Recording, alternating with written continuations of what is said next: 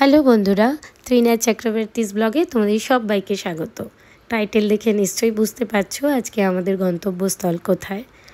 সকাল সকাল বেরিয়ে পড়লাম, তাই আমরা এখন বাজে ভোর 5:30। আমরা শামের ঘাট পেরিয়ে রিষড়া হয়ে হাওড়া হয়ে যাব।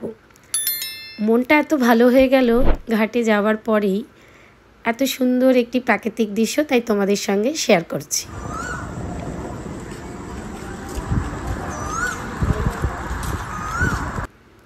কোকিলের ডাক আর এত সুন্দর গঙ্গার জল দেখলে কি সুন্দর মনটা ভালো লাগে না? আমাদেরও সেরকমই লাগছিল। তারপর সেখান থেকে আমরা লঞ্চ ঘাটটি পার হয়ে চলে গেছিলাম রিষড়ায়। সেখান থেকে আমরা আমাদের ননদ মিলে একসাথে চলে যাব হাওড়া। এই হলো হাওড়া স্টেশন। এখানে আমাদের কুলিক এক্সপ্রেসে করে আমরা যাব রামপুরহাট হয়ে তারাপীঠ। 11 নম্বর প্ল্যাটফর্মে আমাদের দিয়েছিল। মোটামুটি 10 থেকে 11 নম্বরেই কিন্তু এই কুলিক এক্সপ্রেসটা বেশিরভাগ দিয়ে থাকে। এই ট্রেনটি রাধিকাপুর অবধি যাবে, কিন্তু আমরা রামপুরহাট অবধি ট্রেনের টিকিট আগে থেকে কেটে নিয়েছিলাম। এই ট্রেনটি মাঝখানে বর্ধমান, বোলপুর, প্রান্তিক, সাঁইথিয়া স্টেশনে কিন্তু দাঁড়াবে। তোমরা যারা তারাপীঠ যাবে তারা এই ট্রেনটিতে অবশ্যই যেতে পারো। ট্রেনটি খুবই পরিষ্কার পরিচ্ছন্ন এবং বেশ খোলামেলা। আমরা মাঝখানে যেমন আড্ডা দিই, আমাদের তো বেড়ানো একটা শুধুমাত্র কথার কথা, তাতে কিন্তু আড্ডা মারাটাই আমাদের মূল উদ্দেশ্য। এভাবে আমরা মজা করে বেড়াতে খুবই ভালোবাসি। বাচ্চারাও কিন্তু তাদের মধ্যে সময় কাটাতে ব্যস্ত ছিল। এইভাবে আমাদের জার্নিটা খুব সুন্দর কাটছিল।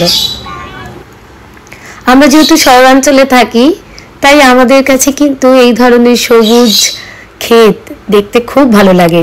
তোমাদের কাদের এই ধরনের সবুজ ক্ষেত দেখতে ভালো লাগে অবশ্যই কিন্তু কমেন্টে জানিও। মাঝে একটু লোকগীতি হয়ে গেল।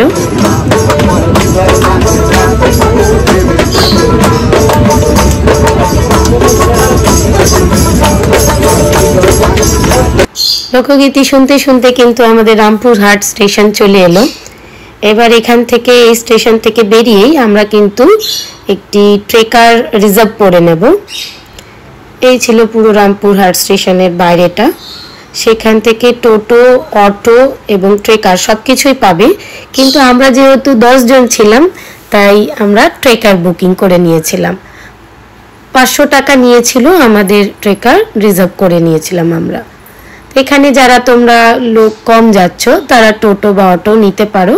20-25 মিনিট মতো লাগবে পুরো তারাপীঠ মন্দিরের কাছাকাছি পৌঁছতে। এই ছিল আমাদের লজ বেলা লজ। এই লজের আমাদের লেগেছিল 1400 টাকা। আমাদের এসি রুম ছিল, এই ছিল রুমের ভেতর। এই লজের বাইরেই কিন্তু মাধবী হোটেল রয়েছে।